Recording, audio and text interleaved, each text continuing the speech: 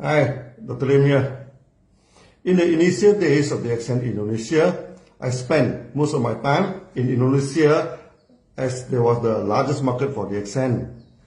It was then that I met Jimmy Killing, our Crown Ambassador in Philippines. JQ joined the accent in Indonesia and brought the accent into Philippines. We always say, tomorrow shall not wait. So JQ took my advice and immediately, upon arriving in Philippines, used his own money, rented a hotel hall and sent over 200 invitations for people to come to listen to him about the accent.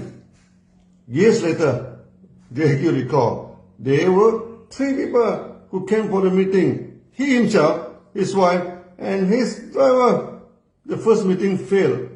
After the failure of the first meeting, JQ came to Indonesia to meet me.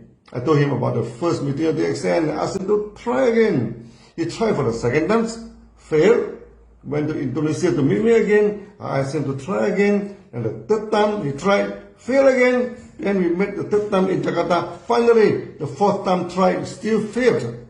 And he went to Indonesia with fourth time to meet me. This time JQ was in tears. He told me he was well over 60 in age.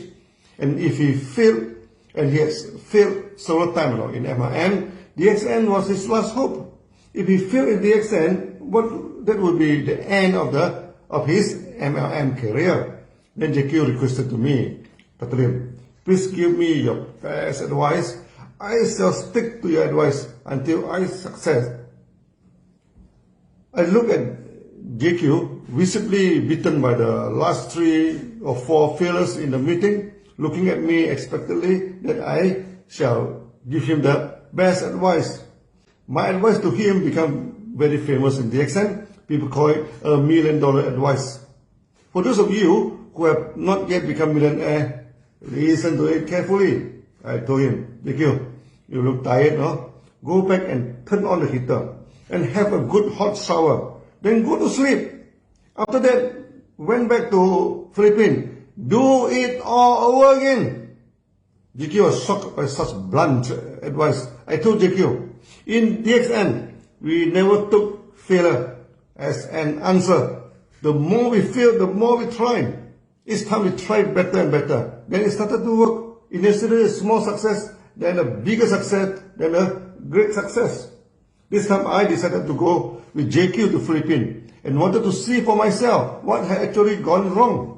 A short speech and put the floor to Q&A. In DXN, Q&A is always important. As from Q&A, we can know what is the expectation and the concern of the members. In Philippines, all health food companies are collapsing at the time. What was the chance for a developing country like Malaysia to succeed? If we launched a health food at that moment, the chances of failure was very high. In the marketing training in DXN, we always advise not to go against the tide. In Malaysia, we love to drink coffee. The member keep asking why not the company produce the coffee. During the meeting, member could drink DXN coffee.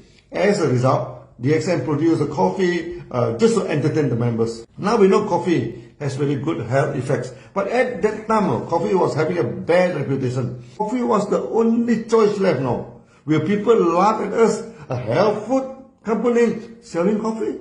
Will people laugh at me again, who turn lunatic and do something crazy? I asked our audience, did you all love to drink coffee? That was a stupid question. Filipino is like the Malaysian. I told the crowd, cheers, drink coffee, and you can become a millionaire. This became a famous quote for DXN in the market. I asked the audience to list down what type of drinks they bought for the family, then use the same amount of money, to buy DXN coffee. The audience loved the idea, and almost all of them joined DXN. We started to greet each other, cheers, drink DXN coffee, and become a millionaire. Filipino turned into a frenzy about DXN coffee. Coffee is much cheaper than any health food.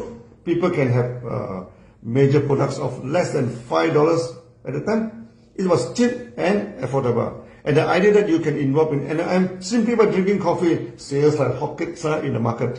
Suddenly, members flocked into DXN Philippines, sales picked up and soared through the roof. Philippines become our major market until this day. See you then. Bye bye.